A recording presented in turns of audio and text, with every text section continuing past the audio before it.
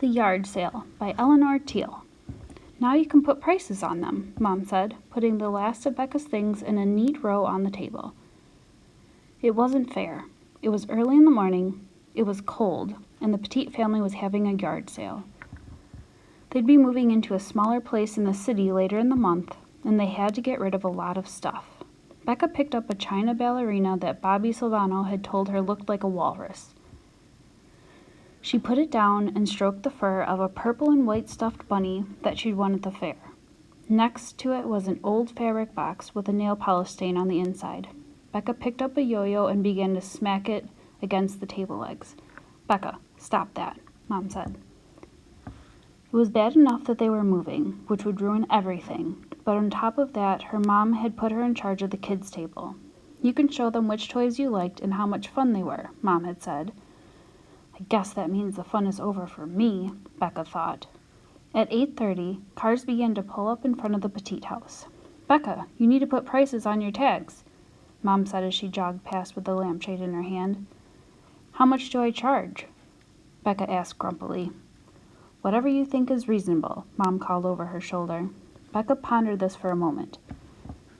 If she added up all the hours she'd spent with her things and all the memories they represented, these items were priceless.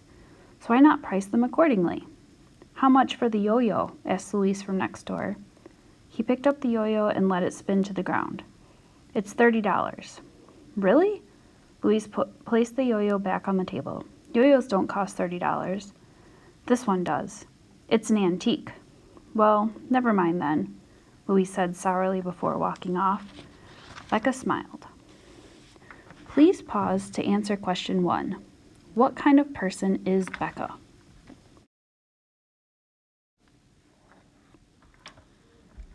A light rain started. Becca didn't have any customers to deal with, but the ones who came were quickly defeated by her high prices. She was about to go in for lunch when a little girl with straggly bangs came up to the table. She stared long and hard at all the toys, her hands shoved deep in her pockets. When the girl spoke, she almost whispered, "Is the bunny for sale?" "Yes," Becca said, "but it's expensive. I only have this much." The girl held out her hand. It contained $2. "That's not enough," Becca said, shaking her head. She hated to do it. The girl looked so eager, but that bunny was historic. "Oh," the girl looked down at her palm. "I don't have any more." Becca felt a twinge of guilt. "Well, sometimes we drop the prices at the end of the day," she said in a voice kinder. The little girl jumped on Becca's words. "Really? So I can wait?" "Well, I guess so, but I'm sure someone will buy it. You should go home." "No, I can wait. My mom's right over there." The girl pointed to a woman who was chatting with a neighbor on the sidewalk. The girl spread her jacket on the ground and sat under the table. Becca sighed. Please pause to answer question 2. What do you think will happen in the rest of the story? What makes you think this?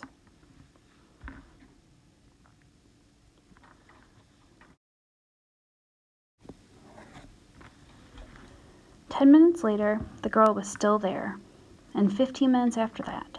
Becca was afraid that the girl's mom would ask her what she was doing. Finally, Becca glanced down at the girl, whose little head poked out from under the table like a turtle's. You have to hand it to her, Becca thought. She certainly is determined. "Has it been sold yet?" the girl asked in a squeaky voice. "No," Becca said. Behind the bangs, the girl's eyes were hopeful. Becca suddenly thought of herself a few months ago, wanting to stay in their home so much that she would have cheerfully lived in a muddy hole in their yard if it meant not moving. Sometimes, Becca realized, life had a way of reminding you of bigger things than stuffed bunnies. "Look," Becca said, "why don't I drop the price to $1 and you can have a little left over?" "Really? I can have it?" "Sure."